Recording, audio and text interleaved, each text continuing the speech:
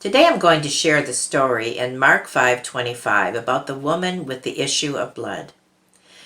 Hopefully, I'll show you something that maybe you haven't seen before. And that is the purpose of the messages that I try to bring, to help us to look at things maybe from a different perspective than we had before. And I trust that this message will encourage you. And I thank you so much for your comments and your emails and for sharing what this YouTube channel, Praying for Miracles with Carol, has meant to you. That means so much to me. Also, go to my website, prayingmiracles.com, and download the 20-page PDF on reasons why our prayers may not be answered. I want to hear from you, and I thank you. And also, please subscribe to this channel, and don't forget to hit the bell so that you can be alerted of any future YouTube videos. Thank you so much.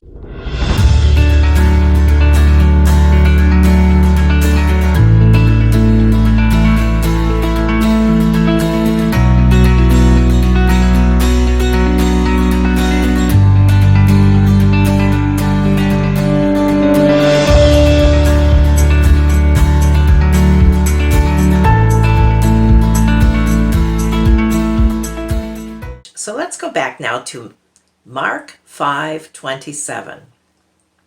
And it tells us there was a woman with an issue of blood. And she had been dealing with doctors who could not help her. She'd been dealing with her situation that seemed hopeless for 12 years. Imagine how long that is. 12 years back then is just as long as 12 years now. She was very sick.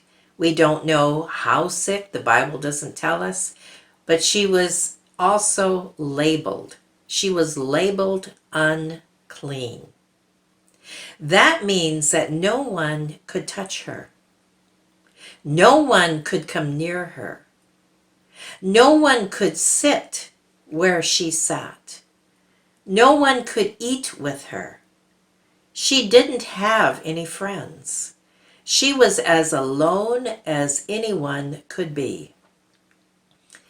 And it was only because she had a sickness that the doctors couldn't help her with, and no one had any answers. But then the Bible tells us that she heard about Jesus. And this is where the miracle actually begins. What did she hear about Jesus? I don't know. I'm quite confident that she heard he was a teacher and that there were miracles that happened when he was there. She may, hopefully, probably heard that he was a healer. And this would give her hope.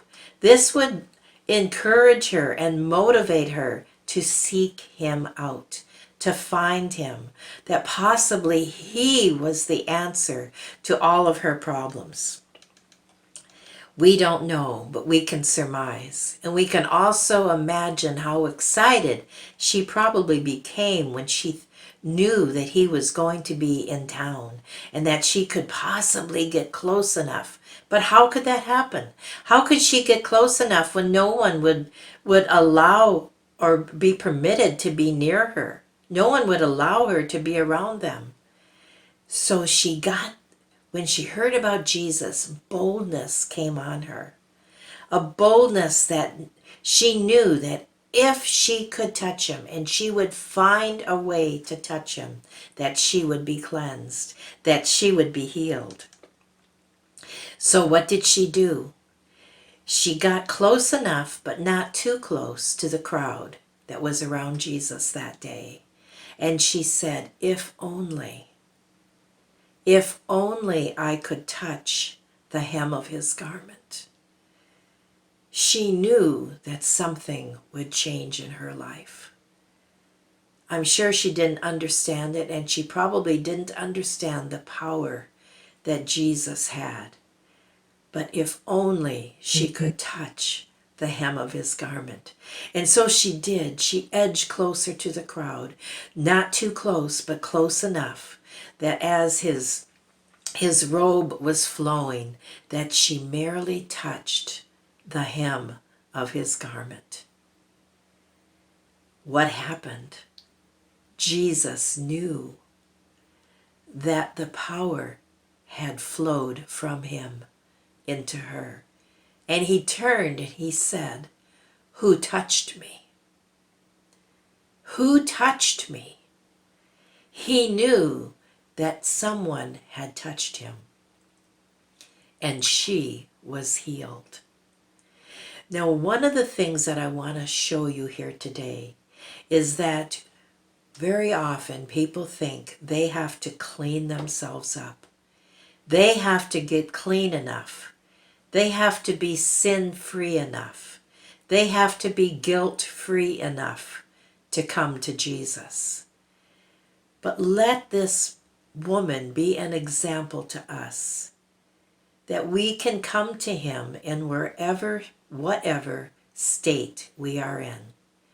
However we feel ostracized, however we may feel unclean, that we can come to Jesus and that he will set us free, that he will forgive us of our uncleanliness, that he will heal our bodies, that he wants nothing more than to touch you and to have you realize that as you reach out to him and just touch him, just call his name, that the healing virtue that Jesus has within him as a result of the stripes that he bore on the cross, a stripe for every major disease in the world, that he took upon his body, and the blood from those stripes and the blood that flowed off of his body when he was on the cross, that blood not only cleanses